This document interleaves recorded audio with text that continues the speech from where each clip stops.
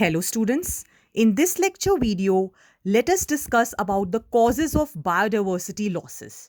So there are four major causes and that is why one nickname or sobriquet is there, that is evil quartet. So evil means the negative part and quartet means the four causes. So, firstly, it is habitat loss and fragmentation. Due to the loss of habitat or fragmentation, as in, like there is Amazonian forest, rainforest, in between, if some kind of construction work carries on, then there will be a fragmentation that will lead to loss of biodiversity. Overexploitation means when excess of resources are used, like passenger pigeon and Steller sea cow, have now been extinct due to overexploitation of natural resources. Then comes the alien species invasions.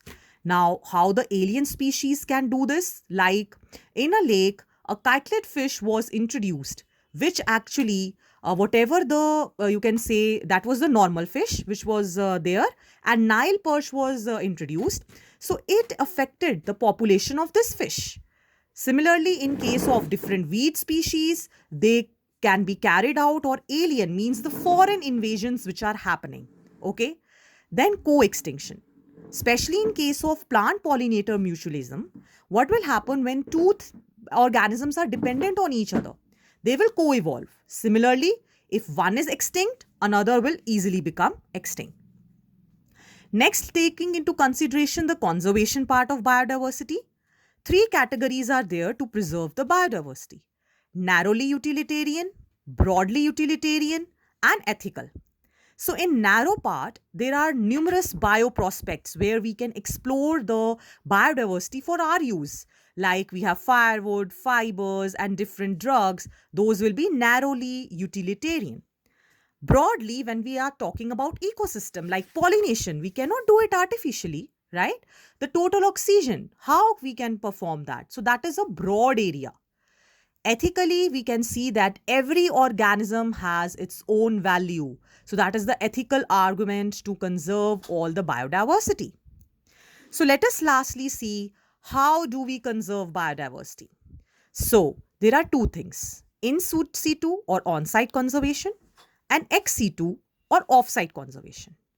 In situ, actually, this becomes unrealistic because, for example, if we want to save a tiger species, we are saving the entire forest, that is on site, so in situ. Okay, so this is actually also related to endemism, like whatever species are there at a particular place, they can be at a particular biodiversity hotspot, they can be protected, like in Western Ghats, in Indo-Burma and Himalayan regions. And you will be amazed to know that if we conserve these hotspots, then the mass extinction, which is the sixth mass extinction we are suffering, it will reduce by 30%. Another ways of in situ conservation is biosphere reserves, national parks and sanctuaries, and also sacred groves. Like there are certain sacred species or threatened rare species of plants which can be protected in these areas, like Aravali Hills of Rajasthan, Chanda and Bastar areas of Madhya Pradesh. Lastly, let us look at ex situ conservation, which means off-site conservation. Like if we want to protect a species of tiger, instead of protecting the whole forest, we are taking that particular tiger and putting into zoological park or a wildlife safari, or a particular plant species we are taking into botanical garden. So now we can see today there are certain seed banks, certain cryopreservation techniques where we can do this ex situ conservation for our future use.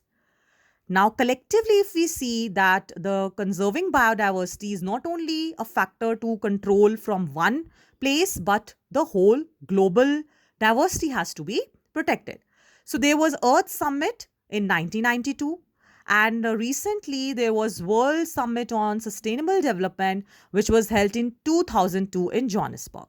So this is important. The Earth Summit was held in Rio de Janeiro in 1992, and the World Summit for Sustainable Development, that is for the future generations we have to look into consideration, was done in 2002 in Johannesburg, South Africa.